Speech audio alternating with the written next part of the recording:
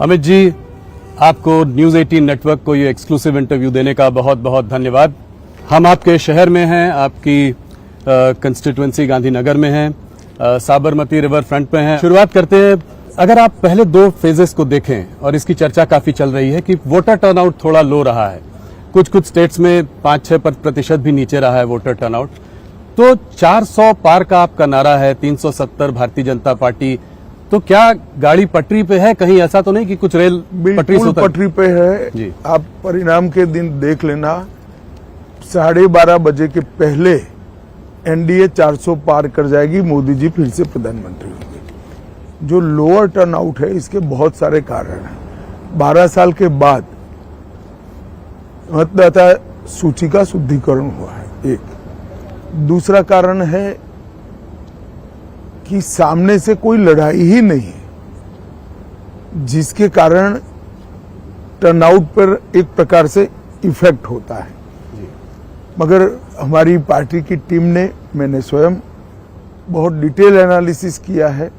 हम 2 चरण में 100 पार कर 100 से भी कई अधिक सीटें जीत के साथ आगे बढ़ रहे हैं तीसरे चरण में। तो मुझे 400 पार के लक्ष्य में कोई दिक्कत नहीं दिखाई पड़ती। पहले शुरुआत करते हैं अमित जी मुद्दों पर।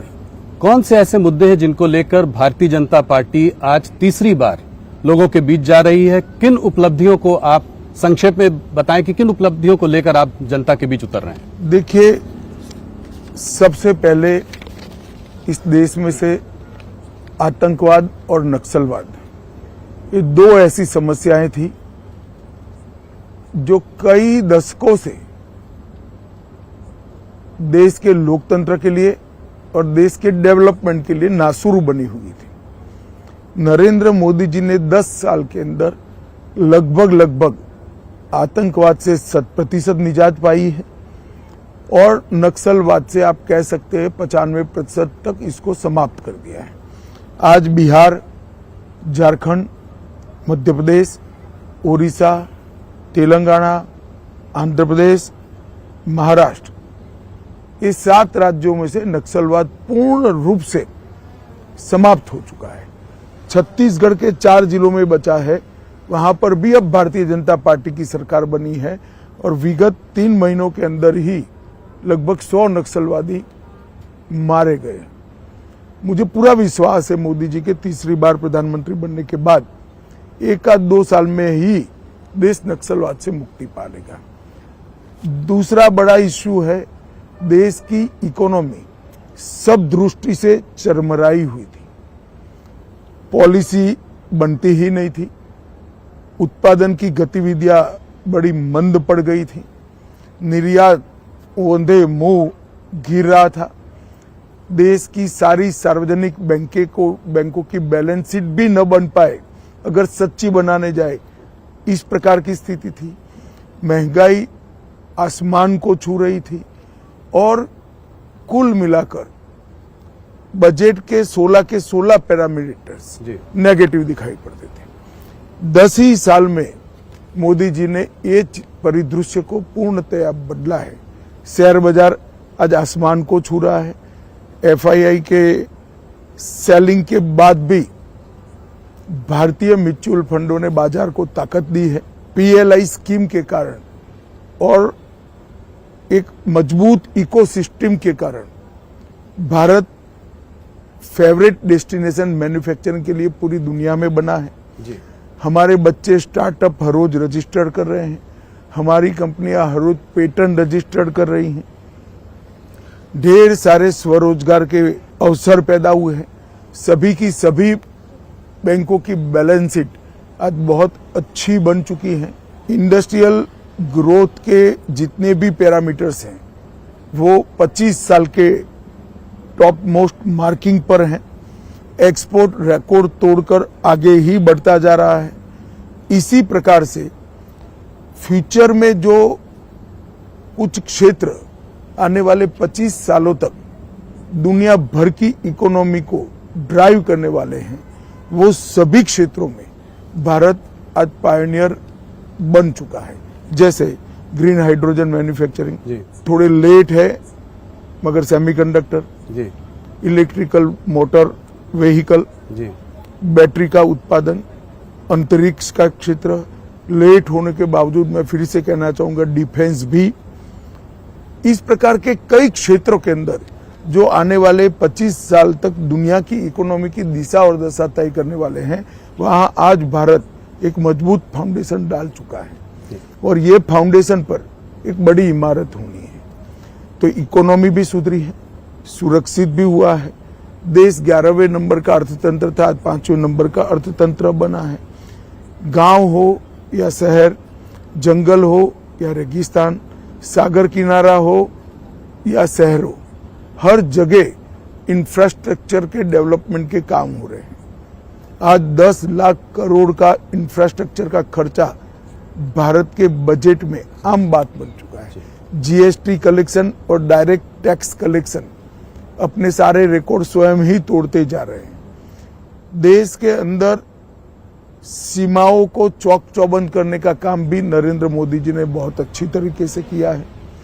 जनता में भारत का भविष्य उज्जवल है, इस प्रकार के विश्वास का निर्माण करने की नेतृत्व की जो जिम्मेदारी है, नरेंद्र मोदी जी को इसमें बहुत अच्छे तरीके से सफलता मिली है। जी आज पूरे 130 करोड़ लोग हम विश्व में सर्वप्रथम बन सकते हैं, ये आत्मविश्वास के साथ आगे बढ़ रहे हैं। जी हायर एजुकेशन हो, नई इकोनॉमी पॉलिसी हो, या फिर राम जन्मभूमि, धारा 370 हटाना, ट्रिपल तलाक समाप्त करना, यूसीसी हो, या देश के क्रिमिनल लॉ के अंदर आमूलचूल परिवर्तन करना हो, हर क्षेत्र के अंदर ये 10 साल स्वर्णिम अक्षरों से लिखे जाने वाले 10 साल।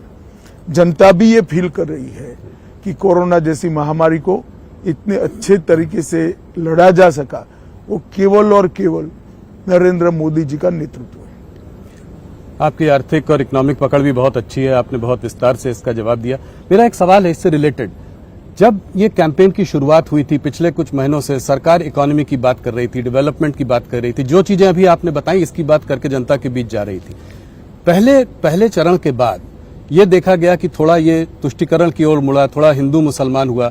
आप लोगों ने कांग्रेस के मैनिफेस्टो को अटैक किया और कहा, प्रधानमंत्री ने राजस्थान में एक रैली में कहा कि जो है कांग्रेस का मैनिफेस्टो में अर्बन नक्सल की महक है, इसमें माओइस्ट वो ख्याल दिखाई देता है। तो ये कहां से आया? देखिए, हमारा दायित्व है कि हमारे खिलाफ जो चुनाव लड़ रहे हैं इनकी मंशाओं को हम उजागर करें। जी आप मुझे बताइए, इस जमाने में कोई भी पॉलिटिकल पार्टी पर्सनल लॉस की बात कर सकती है क्या? क्या देश सरिया के आधार पर चलेगा? एक और हम हमारे घोषणा पत्र के अंदर, संकल्प पत्र के अंदर कह रहे हैं कि हम यूनिफॉर्म सिविल कोड लाएंगे। कांग्रेस कह रही है हम पर्सनल लॉ को प्रमोट करेंगे। कांग्रेस पार्टी को जवाब देना चाहिए, बहुत महत्वपूर्ण मुद्दा है। तो इसीलिए आप कह रहे हैं मुस्लिम लीग की छाप है? बिल्कुल मुस्लिम लीग की छाप। यही तर्क है कि मुस्लिम लीग की छाप। आप मुझे बताइए, वो कह रहे हैं कि देश के कॉन्ट्रैक्ट्स माइनॉरिटी को प्रायोरिटी देंगे। कॉन्ट्रैक्ट्स फर्स्ट लोएस्ट कौन है, पास्ट परफॉर्मेंस क्या है, काम करने की क्षमता है या नहीं है, इसके आधार पर निर्धारित होंगे या कॉन्ट्रैक्टर के धर्म के आधार पर निर्धारित? किस तरह से देश चलाना चाहते हैं? देश की जनता को इसको सोचना पड़ेगा। बहुत समय के बाद देश तुष्टीकरण की राजनीति से नरेंद्र मोदी जी बाहर निकाल कर रहा है, ये फिर से उसी दिशा में ले जा रहे हैं, क्योंकि कांग्रेस जीतने का आत्मविश्वास गंवा चुकी है। प्रधानमंत्री जी ने उस रैली में यह भी कहा कि सबकी जमा पूंजी को चेक करके वेल्थ को रीडिस्ट्रीब्यूट किया जाएगा और वेल्थ रीडिस्ट्रीब्यूट करके मुसलमानों और घुसपैठियों को दिया जाएगा। ये कहां से आता है? ये वहां से आता है, देश के प्रधानमंत्री, तत्कालीन प्रधानमंत्री मनमोहन सिंह का बयान है, बड़ा प्रसिद्ध बयान था जी, कि इस देश के संसाधनों पर सबसे पहला अधिकार माइनॉरिटी का और माइनॉरिटी में भी मुसलमानों का है जी। अब जब वेल्थ डिस्ट्रीब्यूट करने की बात आती है तो संसाधन से ही होगी जी। सरकार उसको लोगों की संपत्ति को लेकर डिस्ट्रीब्यूट करेगी। तो और मैं कहता हूं कि अगर ये सच नहीं है तो कांग्रेस पार्टी बताए इसका मतलब क्या है। नहीं, वो कह रहे हैं, राहुल गांधी ने साफ साफ कहा है कि अगर जो है वो लोग सरकार बनाएंगे तो एक नेशन वाइड एक्सरे होगा जिससे कि सोशियो इकोनॉमिक स्टेटस लोगों का पता किया जाएगा, किस वर्ग किस जाति के पास कितनी दौलत है, कितना धन है, इंस्टीट्यूशंस में कितनी भागीदारी है, और उस हिसाब से रिडिस्ट्रीब्यूशन होगा। तो इस हिसाब से रिडिस्ट्रीब्यूशन में इनकी प्रायोरिटी तय है। वो कहते हैं इनइक्वालिटी को खत्म करने का यही तरीका है। वो उनकी समझ है। मुझे लगता है इतनी पुरानी पार्टी ने अपना मैनिफेस्टो माइनॉरिटीज और एक्सट्रीम लेफ्ट आइडियोलॉजी वाले लोगों को आउटसोर्स किया है। तो जो मंगलसूत्र की बात है वो कहां से आती है? वो इसी का एक स्वाभाविक रूप से जब वेल्थ आती है तो सारी चीजें इंक्लूड होती हैं।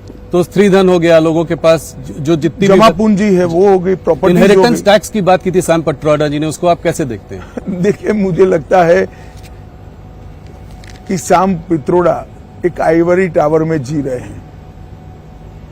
इनको इस देश के संस्कार, इस देश की जनता का मूड और इस देश की परंपराओं से कोई लेन देन नहीं। तो आप कभी नहीं लाएंगे इसको, इनहेरिटेंस टैक्स को, विरासत टैक्स कभी नहीं लाएंगे? हमने हमारा संकल्प पत्र जनता के सामने पारदर्शिता के साथ रख दिया। इसमें सारी बातें, हम कुछ छिपा कर नहीं करेंगे। एक और बात जो है, जो चर्चा में है इस वक्त, वो ये है कि मैनिफेस्टो को कांग्रेस के देखते हुए आप लोग कह रहे हैं कि ये ओबीसी रिजर्वेशन को काटकर मुसलमानों को दे देंगी। इस मैनिफेस्टो नहीं, ये कर चुके हैं जी। कर्नाटक में उनकी सरकार थी, रातों रात कर्नाटक के सारे मुसलमान को बैकवर्ड बना दिया। ना बैकवर्डनेस का सर्वे हुआ, ना कोई कमीशन बना, धर्म के आधार पर सारे लोगों को बैकवर्ड घोषित कर दिया और उनको रिजर्वेशन भी दिया। अब ये रिजर्वेशन जो कटा वो ओबीसी का ही कटा है। इसी तरह से आंध्र प्रदेश में, संयुक्त आंध्र में जब उनकी सरकार थी, मुसलमानों को रिजर्वेशन दे दिया।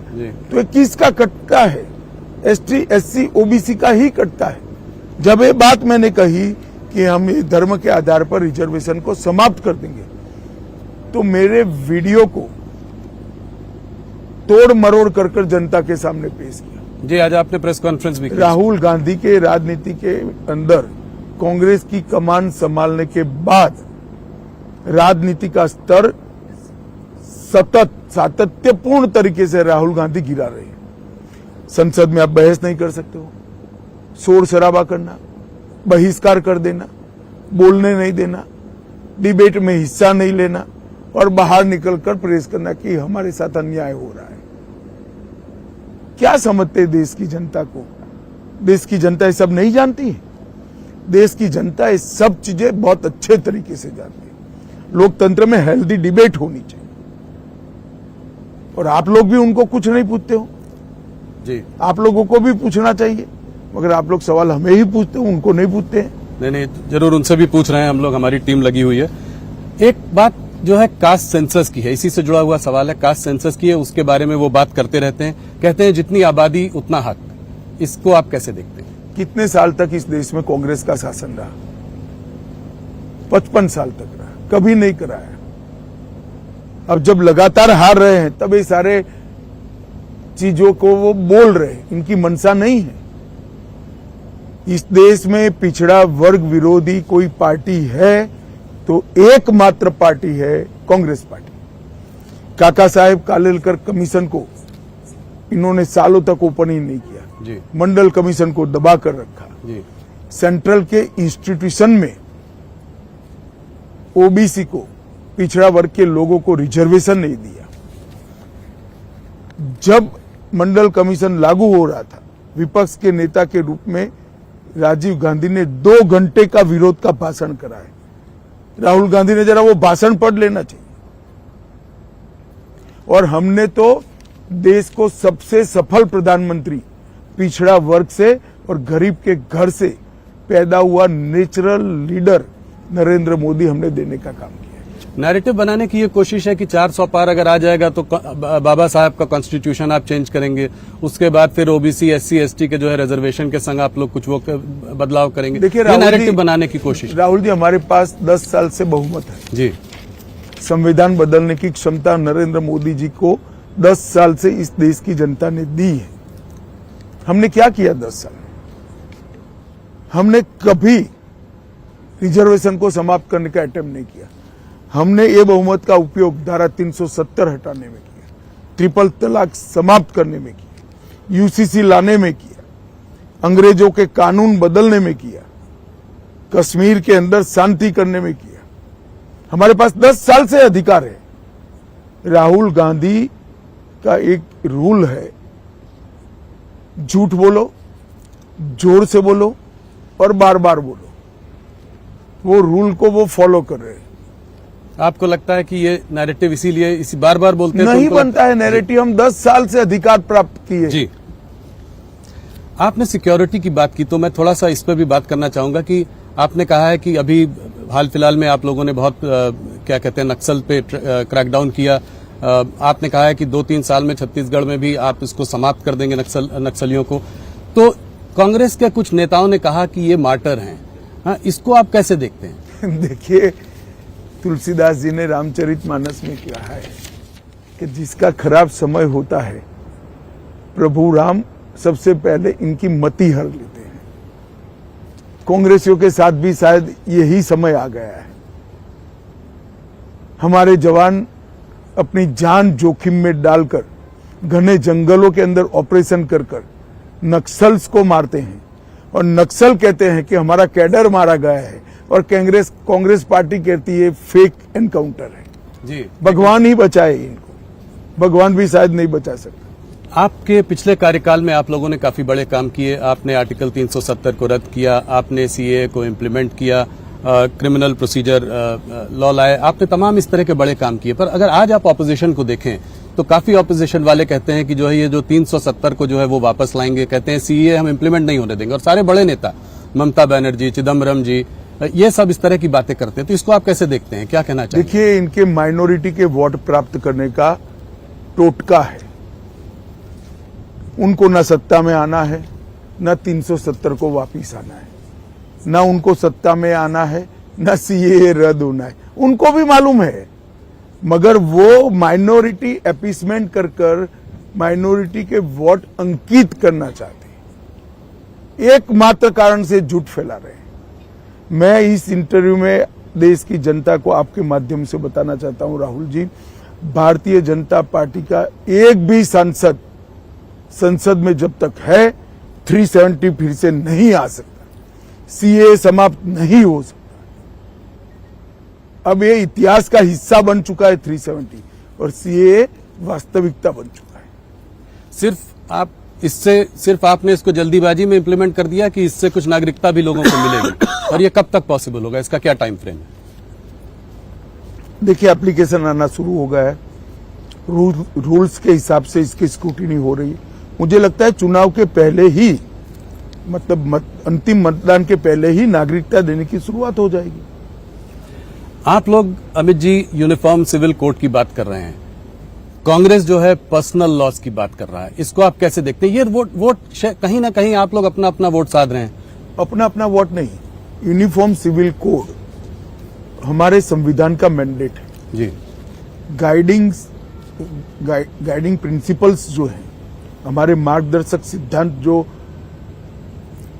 संविधान ने हमारे लिए बनाया है, उसमें लिखा गया है कि देश के विधानमंडल और देश की संसद ने उचित समय पर यह प्रयास करना होगा कि इस देश में यूनिफॉर्म सिविल कोड लागू हो। मुझे लगता है उचित समय आ गया है और यह आज से हम नहीं कह रहे हैं जी। हमारी पार्टी बनी इसके पहले घोषणा पत्र में था कि देश में धर्म के आधार पर कानून नहीं होना चाहिए, यूनिफॉर्म सिविल कोड होना चाहिए। अगर ये देश पंथ निरपेक्ष है तो धर्म के आधार पर कानून कैसे हो सकते हैं? जी, नहीं होने चाहिए। सलमान खुर्शीद जी ने अभी कुछ दिनों पहले उनका स्टेटमेंट जो है वायरल हो रहा है, वो ये कह रहे थे कि यूपीए 1 और यूपीए 2 की गवर्नमेंट जो बनी वो सिर्फ इस वजह से बनी क्योंकि it could claw back enlightened Muslim into its fold, Congress could claw them back into their fold. इसको आप कैसे देखते हैं? इसके आधार पर ही शायद उनका घोषणा पत्र बना है।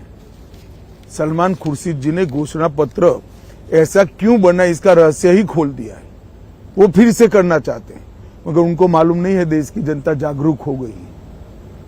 आपकी अपीसमेंट की पॉलिसी अब इसलिए सफल नहीं होगी कि एक एपीसमेंट जब आप करते हो तो दूसरा वर्ग जागृति के साथ काउंटर प्रोडक्टिव रूप से लामबंद होता है। जी। अब ये सफल नहीं होंगे। इधर बीच घुसपैठियों की बात हो रही है। आपने सीए इम्प्लीमेंट किया, मैनिफेस्टो में एनआरसी की कोई चर्चा नहीं है, ऐसा क्यों? देखिए, सीए का इम्प्लीमेंटेशन कोविड के कारण लेट हुआ है और हम मानते हैं कि पहले सीए को जमीन पर उतारना चाहिए। वो प्रक्रिया अब चल रही है और जहां तक घुसपैठ का सवाल है, अब देश के एक ही राज्य से घुसपैठ हो रही है, बंगाल से। जी। क्योंकि ममता बनर्जी की सरकार का उस पर वृहद हस्त है। वो घुसपैठियों में अपनी वोट बैंक दिख रही है। उनको घुसपैठ में राष्ट्रीय सुरक्षा खतरे में है वो नहीं दिखाई पड़ता है। उनको लगता है कि मेरे वोट बढ़ रहे हैं। न केवल बंगाल, समग्र देश के लिए ये बहुत खतरनाक सोच है। मैं बंगाल की जनता को हृदय से अपील करना चाहता हूं कि इस बार भारतीय जनता पार्टी को सफल बनाइए, इसके बाद वहां भाजपा सरकार बनाइए। हम ऐसी बॉर्डर बनाएंगे कि परिंदा भी पैर नहीं मार पाएगा। इसीलिए सीए का दमखम से वो विरोध भी कर रही हैं। वो कह रही इसीलिए वो कर रही है। वो कह रही हैं कि जो है हम सीए कभी इम्प्लीमेंट नहीं होने देंगे। उनको मालूम नहीं है नागरिकता सेंट्रल सब्जेक्ट है, इसमें स्टेट को कुछ करना ही नहीं है। शायद मालूम है मगर माइनॉरिटी को गुमराह करने के लिए वो बोल रही। अमित जी, 22 जनवरी को राम मंदिर में प्राण प्रतिष्ठा हुई, ये आपका एक बहुत बड़ा वादा था जो आपने निभाया, मगर ऑपोजिशन ये कहती है कि आज इस चुनाव में आप राम के नाम पर वोट मांग रहे हैं। देखिए, राम के नाम पर तो वोट तब मिलता था जब मंदिर नहीं बना था और हम कहते थे हम बनाएंगे। हमने तो वोट लेने का कारण ही समाप्त कर दिया।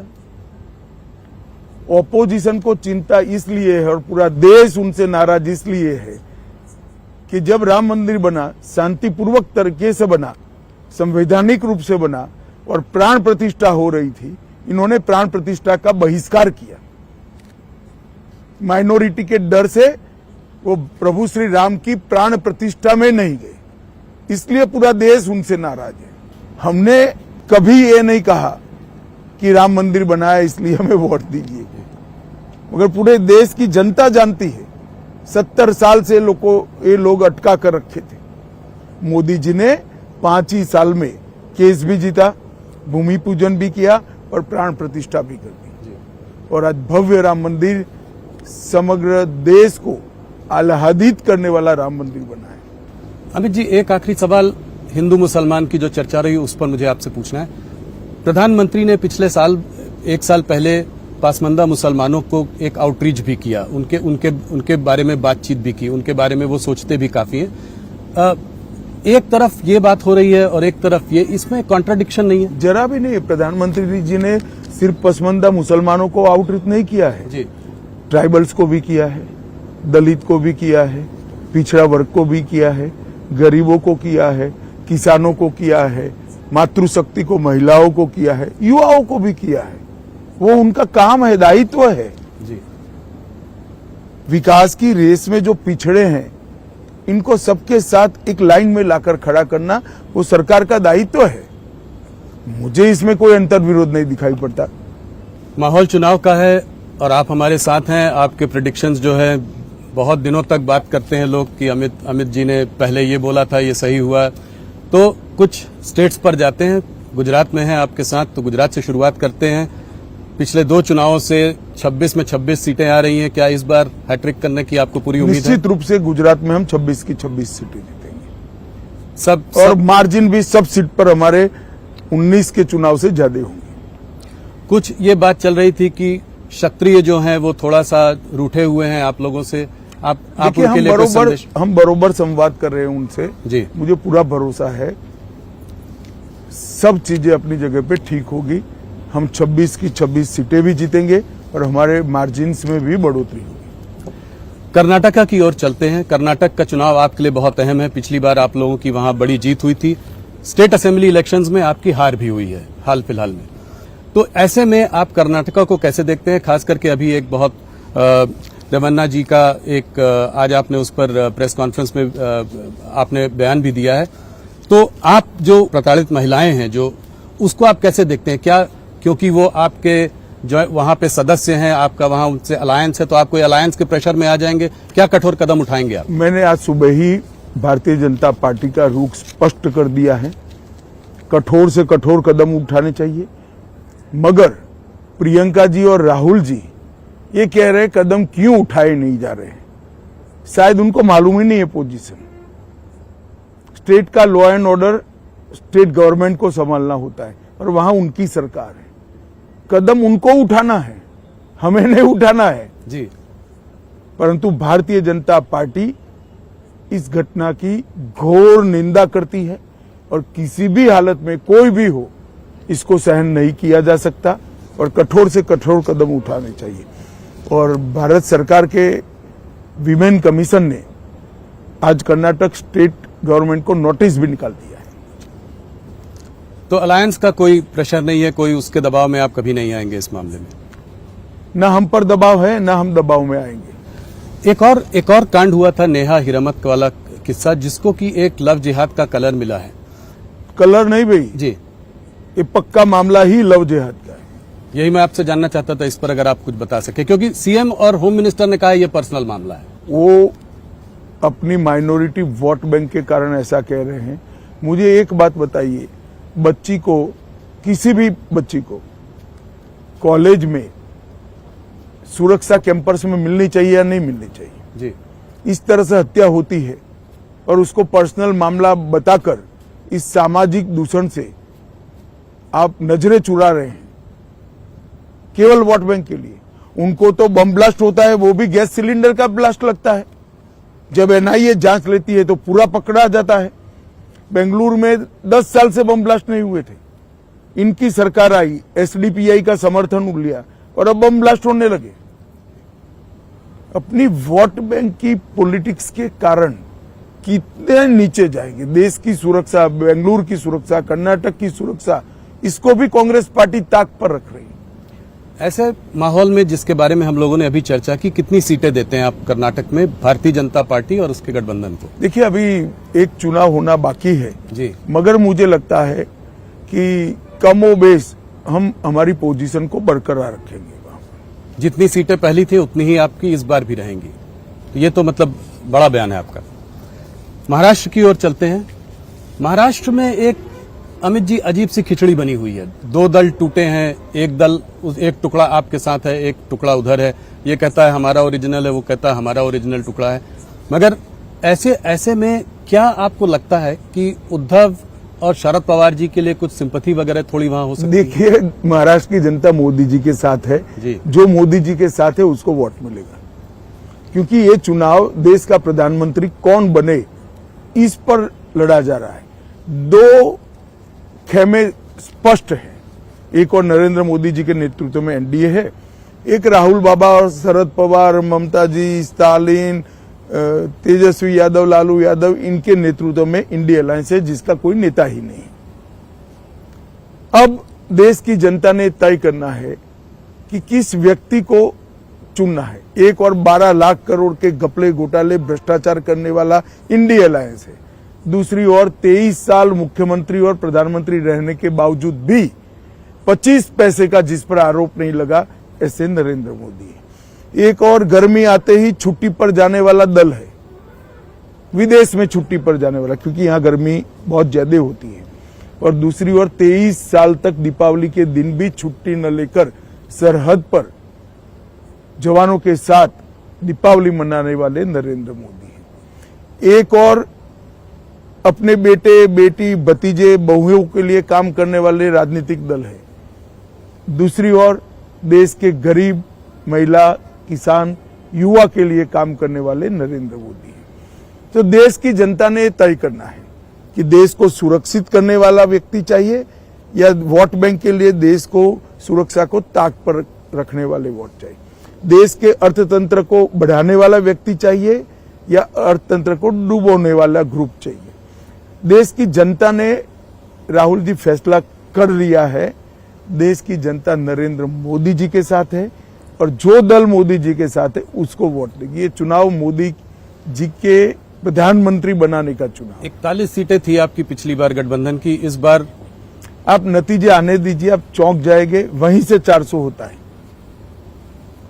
तो महाराष्ट्र से आपको पूरी उम्मीद है कि 41 से पक्का हम देखिए आंकड़ा 41 का 40 हो जाए या 42 हो जाए, कमोबेश यही परिणाम रहेगा। महाराष्ट्र, मध्य प्रदेश, उत्तराखंड, जम्मू कश्मीर, दिल्ली, गुजरात, कर्नाटक हम 100% रिपीट करेंगे। उत्तर प्रदेश हम 5 से 7 सीट की बढ़ोतरी करेंगे। उड़ीसा हम 16 के आसपास जा सकते हैं और 16 और आसाम में भी 12 के ऊपर चले जाएंगे, 12 भी हो सकती है। बंगाल हम कम से कम 30 सीट जीतेंगे। पिछली बार आपने मुझसे 25 कहा था इंटरव्यू में, 30 ये तो हम जोड़कर अब निकाल ही सकते हैं कि कितना होगा, 370 होगा कि नहीं। आपने सारे आंकड़े दे दिए हैं। उड़ीसा में दोस्त न रहा, आप लोगों के रास्ते अलग हैं। वहां पे कल मैं प्रधानमंत्री को जब इंटरव्यू कर रहा था तो उन्होंने कहा कि ये उड़ीसा की अस्मिता का पर सवाल है इस बार, तो आप इसको कैसे देखते हैं? उड़ीसा में क्या हो रहा है? देखिए मेरा स्पष्ट मानना है कि उड़ीसा विकास के मामले में पिछड़ता जा रहा है। इसके साथ साथ उड़ीसा की भाषा, उड़ीसा की संस्कृति, उड़ीसा का पहनावा, इसकी गरिमा पर भी गंभीर रूप से चोट हो रही है।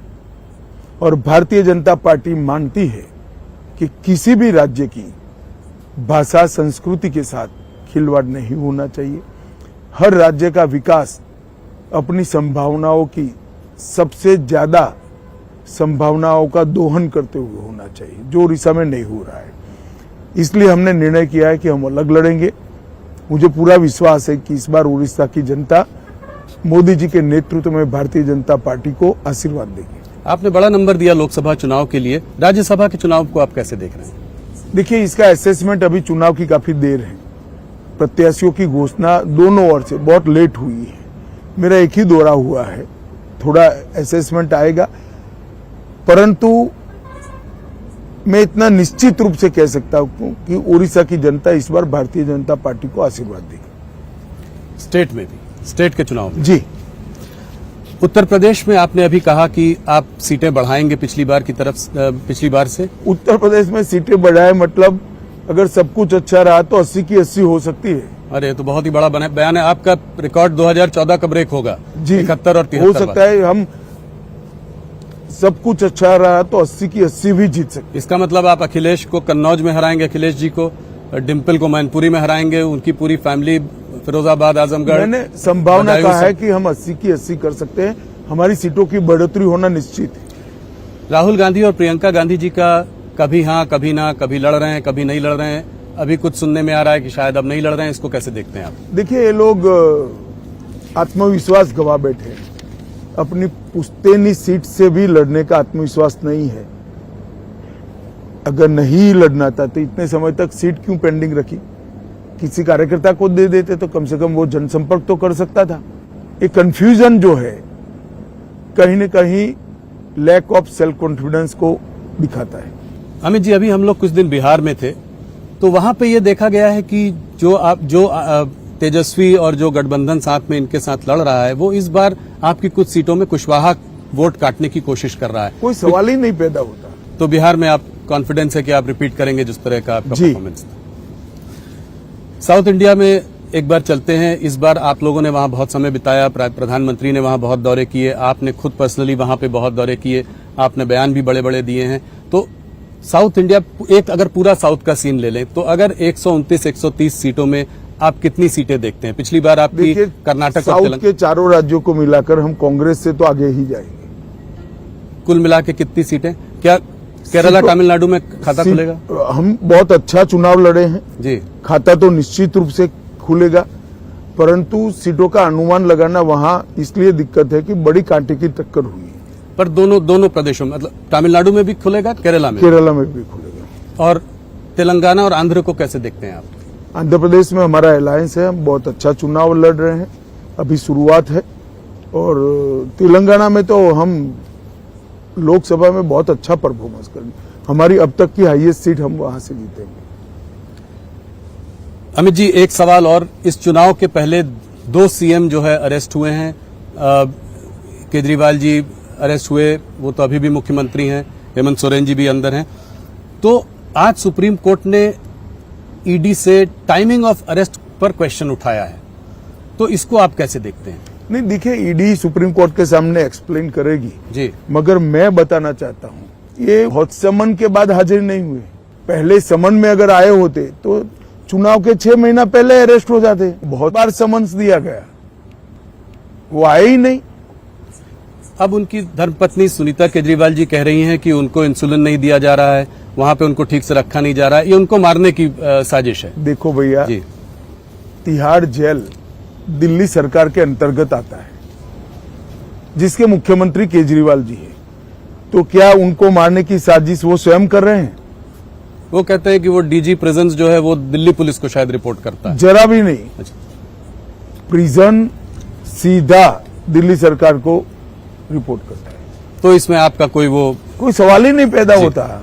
ईवीएम पर सुप्रीम कोर्ट का फैसला आया। ऑपोजिशन ईवीएम के बारे में बहुत सालों से बात कर रही है, हर बार नारा लगाती है कि बीजेपी सिर्फ ईवीएम की वजह से चुनाव जीतता है। अब आप लोग 1 नेशन 1 इलेक्शन की बात कर रहे हैं, ये लोग ईवीएम की बात कर रहे हैं। देखिए, आप क्या ये कर पाएंगे 1 नेशन 1 इलेक्शन? मैं पहले एक बात स्पष्ट कर दूं। जी, राहुल गांधी जी जो बोलते हैं वो सोच विचार कर नहीं बोलते हैं।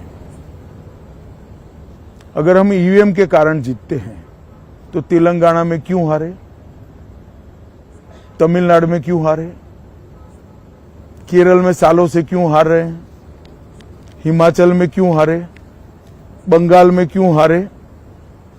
या तो राहुल गांधी ने स्पष्ट करना चाहिए कि ईवीएम से आए नतीजों में हम जीतते हैं तो भी शपथ नहीं लेंगे, जी, जीतते हैं तो नए कपड़े पहनकर शपथ ले लेते हैं, हारते हैं तो ईवीएम पर ठीकरा फोड़ते हैं। किस प्रकार की राजनीति है भैया? जब आप जीतते हो तब ईवीएम सही है, जब हारते हो तो ईवीएम नकारा है। क्या देश की जनता ये सब नहीं समझती? क्या देश की जनता इसको समझती है? मगर मुझे तो आश्चर्य हो रहा है, इतनी बड़ी पार्टी अपने नेता के एडवाइजर क्यों नहीं बदलती है? मैं दूर से देखता हूं, मुझे आश्चर्य होता है। खैर छोड़िए, वो उनकी पार्टी का सवाल है। 1 नेशन 1 इलेक्शन हमारा संकल्प पत्र का मुद्दा है जी, और हम उसको जमीन पर उतारने का पूरा प्रयास करेंगे। तो अगला चुनाव 2029 1 नेशन 1 इलेक्शन होगा। देखिए, तो संसद को निर्णय करना है, जी। परंतु भारतीय आपकी तरफ जनता से कुछ- पार्टी जरूर प्रयास करेगी और उसको जमीन पर उतारेगी। अमित जी, थोड़ा हटते हैं, कुछ अंतर्राष्ट्रीय मुद्दों पर भी बात करते हैं। वॉशिंगटन पोस्ट पर एक आर्टिकल आया है, उसमें जो है उन्होंने कहा है कि रॉ, जो हमारी इंटेलिजेंस एजेंसी है, रॉ प्लॉट कर रही थी कुछ टेररिस्ट को यूएस में मारने का वहां पे, और उन्होंने कहा ये जो है ये डार्क साइड ऑफ मोदी सरकार है। इसका पहले कनाडा में भी आपको पता है। देखिए, इस प्रकार की रिपोर्ट के आधार पर, इतनी गंभीरता से मीडिया के रिपोर्ट के आधार पर नहीं सोचना चाहिए। अगर कोई कॉन्क्रीट आरोप है तो एजेंसियां उसका जवाब देगी। अगर कोई सरकार डिप्लोमेटिक मेथड से हमारे साथ चर्चा करती है तो हम इसका जवाब देंगे। कनाडा में निज्जर के मर्डर पे भी ये बात हुई थी कि जो है ऐसे आरोप मीडिया में लगने से मैं नहीं मानता कोई गंभीर सवाल खड़े होते। इसी से जुड़ा हुआ एक और रिपोर्ट आई थी, वो गार्डियन पब्लिकेशन में थी, उसमें था कि पाकिस्तान में 20 टेररिस्ट को जो है इंडिया ने, फिर रॉ की बात थी, कुछ लोगों को इस्तेमाल करके वहां पे उनको मारा, टेररिस्ट को वहां पे मारा पाकिस्तान सॉइल में। इसको आप क्या कहेंगे? देखिए, किसने मारा ये तो ढूंढने का सवाल है, परंतु मैं इतना निश्चित रूप से मानता हूं कि ये तो एक्सपोज हो ही गया कि पाकिस्तान की सॉइल पर भारत में आतंक फैलाने वाले लोग थे।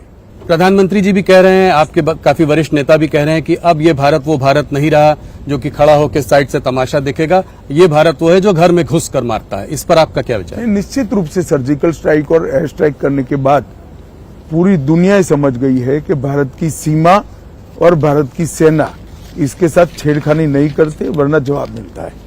ये वेस्टर्न प्रेस में पिछले कुछ महीनों से तमाम आर्टिकल आ रहे हैं जो कि भारत में इलेक्टोरल ऑटोक्रेसी, तानाशाही, तमाम तरह की बातें करते हैं। इसको आप कैसे देखते हैं? क्या कोई इसमें ये इलेक्शन के समय में ये जो बार बार पिछले 3-4 महीनों में आता है, इसमें कोई आप साजिश देखते हैं? या साजिश छोड़ दीजिए, मैं बड़े गौरव और विश्वास के साथ कह रहा हूं, हमारा लोकतंत्र, हमारी लोकतांत्रिक पद्धति और हमारा चुनाव तीनों दुनिया में सबसे ज्यादा ट्रांसपेरेंट है, सबसे ज्यादा विश्वसनीय है। अमित जी, कश्मीर पर एक सवाल, क्या कश्मीर पे बीजेपी कश्मीर में चुनाव लड़ेगी? आपने कहा है कि आप वहां पर आवाम का दिल जीतना चाहते हैं, तो ये सीधा सवाल है, इसका आप क्या जवाब देंगे? अभी पार्टी ने तय नहीं किया है, पार्टी तय करेगी, परंतु हम जम्मू में परंपरागत रूप से लड़ते ही रहे। कांग्रेस एक बात और कह रही है कि ये इसको लोकतंत्र की हत्या का वो दे रही है, कह रही है कि मुकेश दलाल निर्विरोध जो है चुन लिए गए सूरत से। अभी इंदौर में भी ऐसा हुआ है। देखिए, इस देश में 37 लोग निर्विरोध चुने गए और उसमें से सबसे ज्यादा कांग्रेस के चुने गए। तब तो कांग्रेस ने ऐसा नहीं कहा। हर पार्टी ने अपने अच्छे कार्यकर्ता को टिकट देना चाहिए। अब कांग्रेस पार्टी जबरदस्ती इनके कार्यकर्ताओं को टिकट देती है, कार्यकर्ता हार देखकर मैदान से भाग जाता है। इसमें भारतीय जनता पार्टी क्या कर सकती है भाई? इनके उम्मीदवारों को टिकाने का काम हमारा नहीं है, उनका है। अभी एक मुद्दा और आज उठा है जो है कि कनाडा के प्रधानमंत्री जस्टिन ट्रूडो एक भारत विरोधी सभा अटेंड कर रहे थे जहां खालिस्तान के नारे लगे, प्रो खालिस्तान नारे लगे। वहां पे प्रधानमंत्री और कुछ कैबिनेट मिनिस्टर्स के जो है पोस्टर लगे जिसको कि कहा ये वांटेड हैं। हाँ, इसको आप कैसे देखते हैं? इस पे क्या कोई भारत कोई कड़ा विरोध करेगा? भारत सरकार ने वहां के राजदूत को आज सम्मन किया था जी, और उनसे एक्सप्लेनेशन भी मांगा गया है, नाराजगी भी हमारी व्यक्त की है हमने। तो इस पर और कोई कार्यवाही की अभी? नहीं, इसका जवाब आने के बाद आगे बात होगी। अमित जी, आप इतना दौर कर रहे हैं, आप आज तीन अलग अलग प्रदेशों से यहाँ आए हैं, उसके बाद आपने हमको इतना समय दिया। कल भी मैंने सुना है कि 3 राज्यों में जा रहे हैं। इसको आप कैसे, इस तरह का पनिशिंग शेड्यूल कैसे मैनेज करते हैं? और ये काफी महीनों से आप कर रहे हैं। ये सालों से आदत है भाई। कार्यकर्ता था तब छोटे स्तर पर काम करता था तो भी दौरे होते थे, राज्य के होते हैं, अब देश के होते हैं। ऑपोजिशन की नींद उड़ाने में के लिए आप जाने जाते हैं, आप सो पाते हैं कि नहीं? मैं कभी नेगेटिव सोच के साथ काम नहीं करता। मैं मेरी पार्टी को जिताने के लिए काम करता हूं। हाँ, इससे किसी की नींद उड़ती है तो वो उनका प्रॉब्लम है। मेरी पार्टी को जिताना, मेरी पार्टी के लिए काम करना, ये मेरा दायित्व है और मैं उसको बहुत अच्छे तरीके से करता हूं। अमित जी, आप हमारे संग जुड़े, आपने हमारे सवालों का जवाब दिया, साबरमती तट तक आप आए और यहाँ पे आपने हमसे बातचीत की, उसके लिए आपका बहुत बहुत धन्यवाद। धन्यवाद राहुल जी।